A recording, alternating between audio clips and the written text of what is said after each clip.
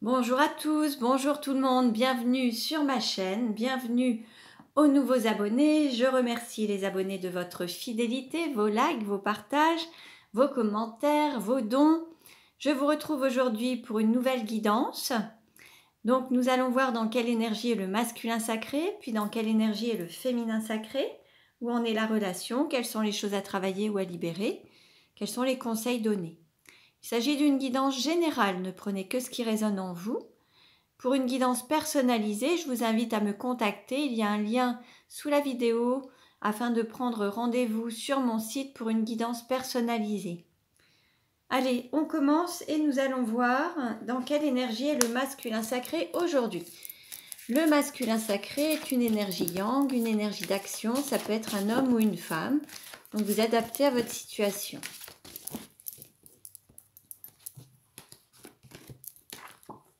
Nous avons le magicien avec le chiffre 8. Bon, on avait déjà cette énergie dernièrement. Donc là, en fait, on a un masculin sacré qui laisse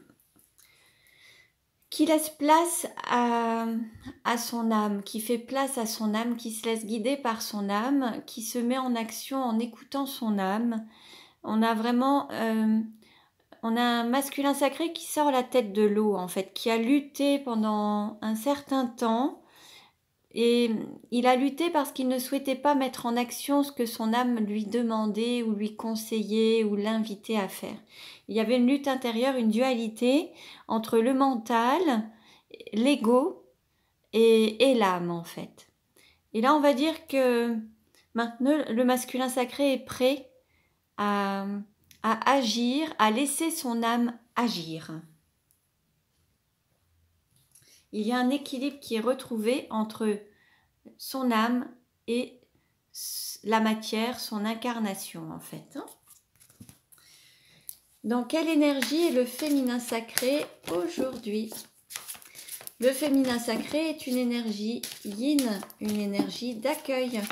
Ça peut être un homme ou une femme également, donc vous adaptez. Nous avons la princesse avec le chiffre 3. Bon, là on avait eu aussi la princesse dans une vidéo précédente. Alors là, on est dans une triangulaire. On a un féminin sacré qui n'est pas à la première place ou deuxième place. En tout cas, on n'est pas sur le trône. On est juste la princesse. Il y a une partie qui n'est pas dévoilée, qui ne peut pas être exprimée. Il y a des non-dits. Il y a une expression de la princesse qui n'est pas manifestée pleinement. Alors après, c'est en cours. Elle va prendre sa place. Elle va vraiment pouvoir s'affirmer, montrer sa beauté, rayonner et vraiment pouvoir prendre sa place. On est dans une triangulaire. Dans quelle énergie est la relation aujourd'hui?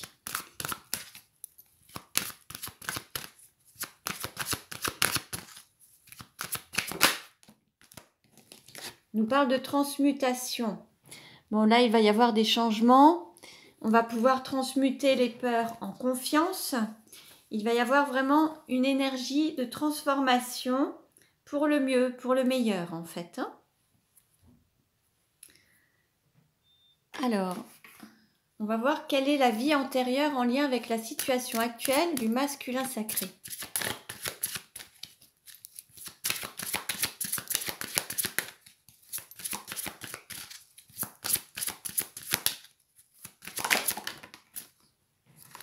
Allez, on a deux cartes. Bon, on a un masculin sacré qui est proche des animaux, qui est peut-être aussi à l'écoute de son animal totem, qui travaille peut-être avec les animaux ou qui agit avec les animaux. On a aussi un masculin sacré qui se retrouve dans une sorte de triangle de Cartman où il prend la position de sauveur ou pour sauver l'autre en fait. Donc là, il y a quand même un déséquilibre. Là, l'idée, c'est vraiment de sortir de ça pour se donner la priorité, s'écouter, sortir de cette position de sauveur pour sauver les autres en fait. C'est vraiment l'idée. Là, on a un masculin sacré qui est prêt à se sacrifier pour les autres, qui est plus dans le don que dans le recevoir et qui vraiment, pour éviter la souffrance des autres, est prêt à souffrir lui-même en fait. Ensuite, on a vraiment un masculin sacré qui est proche des animaux, proche de la nature. Quelle est la vie antérieure en lien avec la situation actuelle du féminin sacré?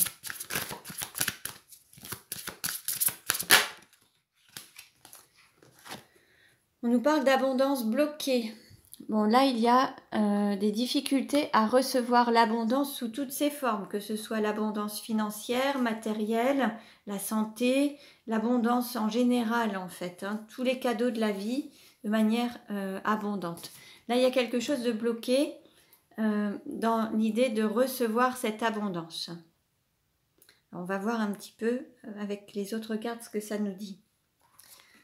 On va voir maintenant où en est le masculin sacré sur le parcours de flamme jumelle. À quelle étape il en est ou quelle est son énergie sur le parcours de flamme jumelle.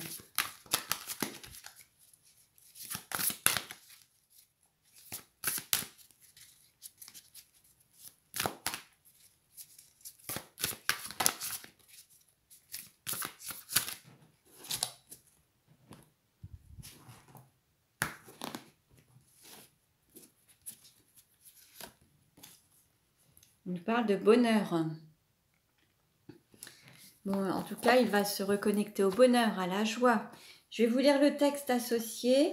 En tout cas, il va bientôt nager en plein bonheur ou il est en plein bonheur. Je vais vous lire le texte. Le bonheur est un grand enseignant qui nous montre par sa quête ce qui manque à notre vie. Le bonheur est avant tout celui qu'on se crée. Cette carte vous invite à exploiter votre créativité, votre curiosité artistique et à prendre plaisir à être pleinement dans votre vie. Vivez, sortez, riez, faites des activités, soyez heureux de voir des amis, d'être avec vos proches et de vous sentir bien dans votre peau et dans votre vie. Tout cela, c'est déjà du bonheur. Il est également important de vous sentir heureux en étant seul avec vous-même, en vous occupant de vous et de votre bien-être. Votre propre bonheur vous offre toute la liberté d'être. Cette carte vient vous rappeler également que votre bonheur ne dépend pas de votre flamme jumelle, du fait d'être ensemble ou d'être réunis. Votre hôte ne doit pas être le baromètre de votre bonheur, celui qui fait la pluie et le beau temps dans votre vie. Vous pouvez être heureux en dehors de votre relation de flamme jumelle. Le bonheur avec votre flamme jumelle sera alors une réelle évidence et cette carte est aussi annonciatrice d'un grand bonheur à venir en lien avec votre flamme jumelle.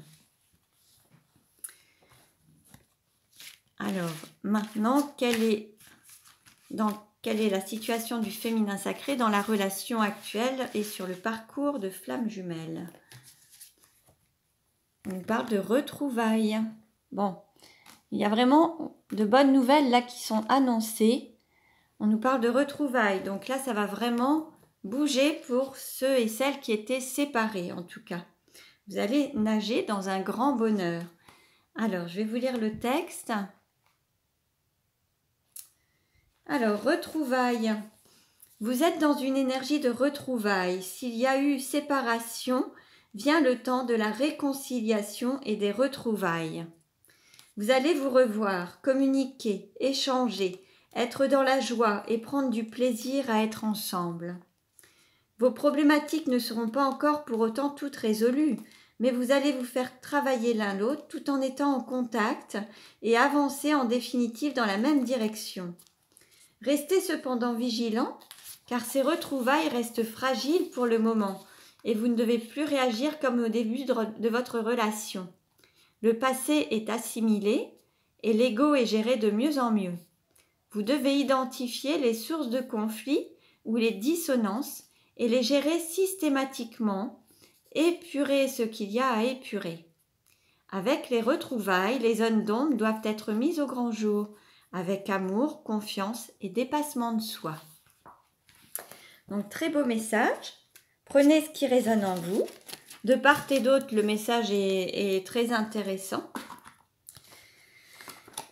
Alors, on continue et nous allons voir justement comment le masculin sacré peut-il mieux s'aimer dans la relation de flamme jumelle. Comment le masculin sacré peut-il mieux s'aimer dans la relation de flamme jumelle.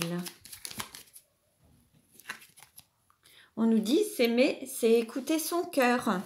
Là, on invite vraiment le masculin sacré à écouter son cœur pour mieux vivre cette relation, il faut être à l'écoute de son cœur et pas de ses peurs ou de son mental ou des autres. Comment le féminin sacré peut-il mieux s'aimer dans la relation de flamme jumelle? On nous dit s'aimer, c'est s'ouvrir au changement. Bon, là, on a un féminin sacré qui aborde aussi un changement. Donc, il n'y a pas de raison de résister au changement. L'idée de s'ouvrir au changement, c'est de sortir de ses habitudes, de passer un cap pour le meilleur. Alors, on va voir maintenant... on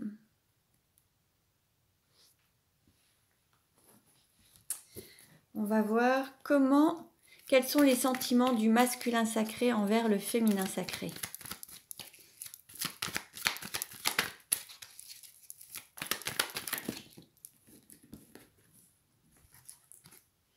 On nous parle d'un amour infinissable, indéterminé, un amour inconditionnel et éternel, un amour véritable, mais il y a une certaine retenue parce qu'il y a une énergie tierce. Donc tout n'est pas exprimé, c'est vraiment un amour qui est exprimé à demi-mot. Quels sont les sentiments du féminin sacré envers son masculin sacré?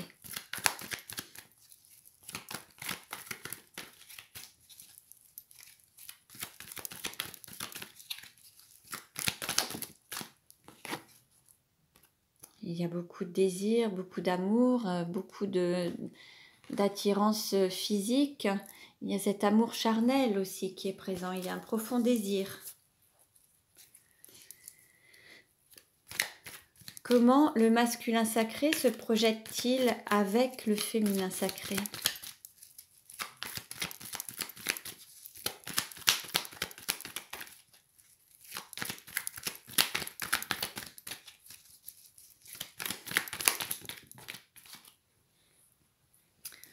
Pour le moment, il y a une distance entre vous et une non-communication, il y a une sorte de crise.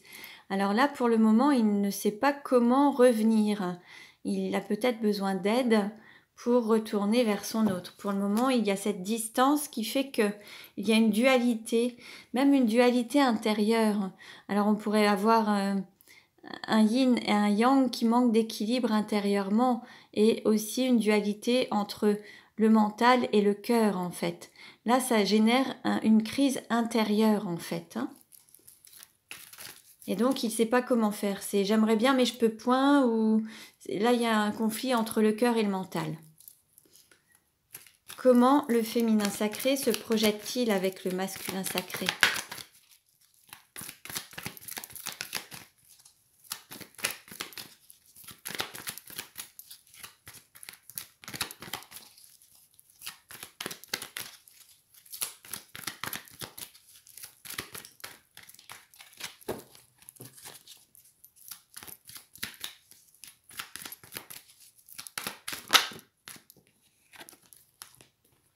Là, il y a l'envie de consolider et de se réconcilier par rapport à cette séparation. On voit qu'il y a eu de la distance entre vous, il y a l'envie de recoller les morceaux en fait, l'envie de vous consolider, de vous réunir. Quelle carte représente le lien aujourd'hui ?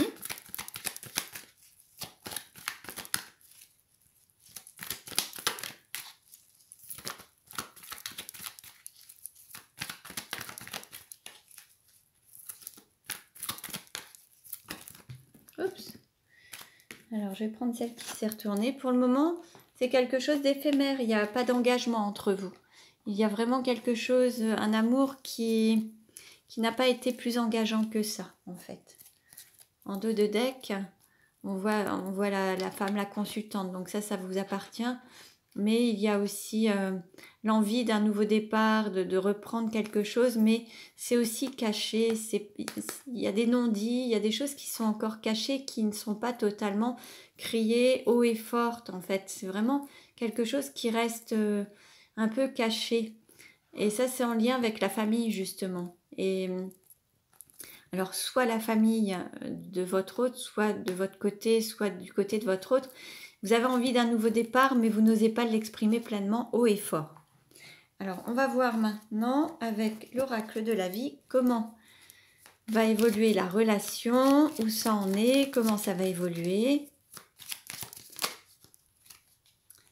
Bon, une carte s'est retournée, il y a une prise de conscience en tout cas.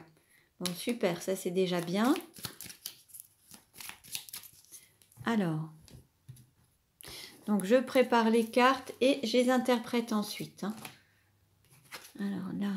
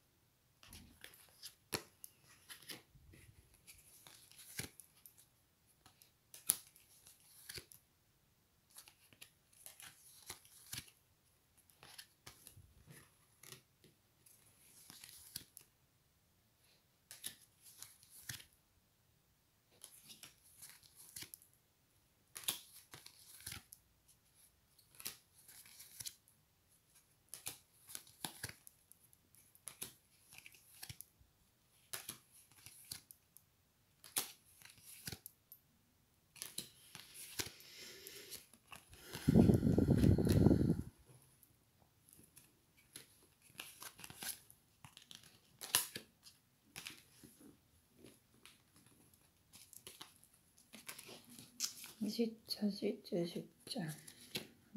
Oui, ça. Ok. Alors, qu'est-ce qu'on nous dit? Alors, j'espère que vous voyez bien. Bon, de toute façon, je vais les rapprocher. Bon, par rapport au masculin sacré, en fait, il peut être père de famille, il peut être entouré d'enfants, d'adolescents, d'un jeune homme.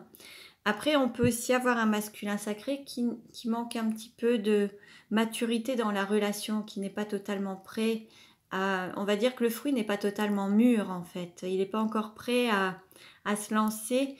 Il y a besoin d'évoluer, de grandir par rapport à ça, de comprendre ou d'avancer, de s'éveiller.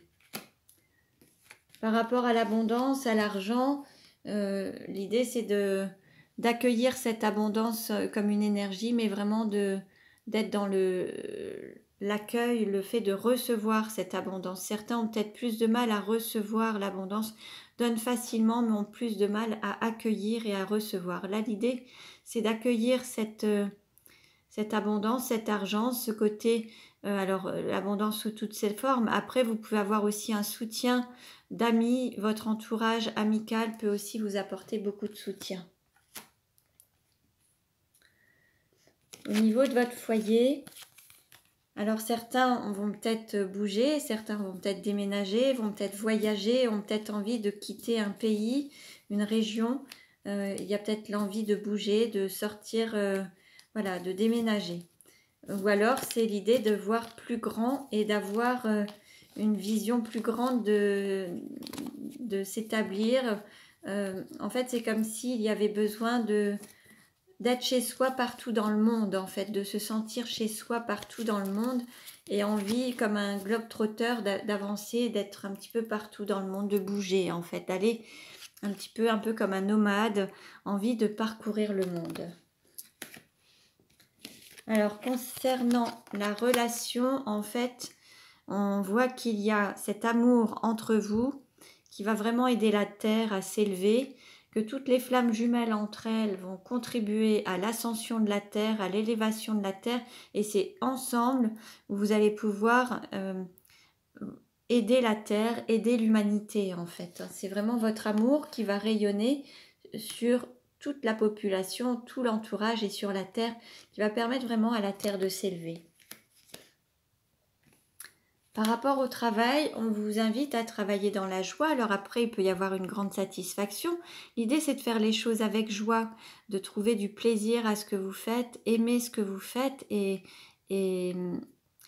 et faire les choses avec amour en fait et mettre de la joie dans ce que vous faites. Après, vous pouvez aussi suivre une formation qui vous mettra en joie, vous allez vous reconnecter à votre enfant intérieur, vous allez prendre beaucoup de plaisir. Donc peut-être que vous allez aussi former des personnes et c'est ce qui vous fera aussi plaisir d'être dans la transmission et la formation des autres. Voyez un petit peu ce qui vous parle. Par rapport à votre union, le fait d'être ensemble, ça va vraiment être au moment où vous aurez trouvé cette stabilité, cet équilibre des énergies, cet alignement. À partir du moment où vous serez en équilibre intérieur et extérieur, tout pourra se faire pour que vous puissiez être ensemble, vous réunir, voilà, et pourquoi pas fusionner ensuite. Pour le féminin sacré, on lui dit qu'elle ou qu'il est protégé, qu'il y a une protection divine.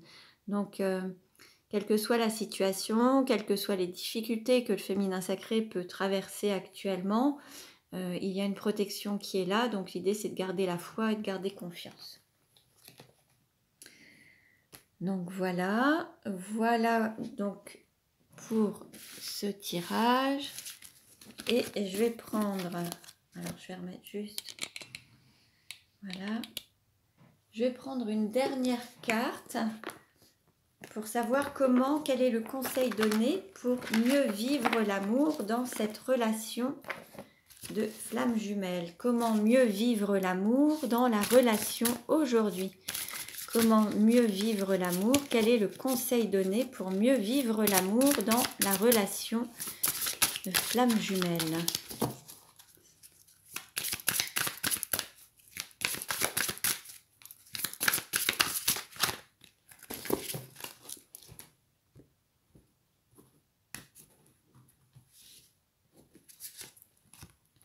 Et on vous dit, je pense avant de penser. On nous parle de pansement. Il y a des blessures à guérir pour pouvoir avancer. Et l'idée, c'est de sortir du mental pour pouvoir vraiment avancer dans votre relation. Il y a des cicatrices à guérir. Et alors, je vais vous lire le texte associé. Est-ce qu'il y a encore des blessures qui sont encore à vif? Alors, je vais vous lire le texte. Touchez couler, l'enfant intérieur de votre amoureux ou d'un proche a pris un coup. L'adulte en lui n'arrive pas à l'apaiser ou à le ramener à la raison.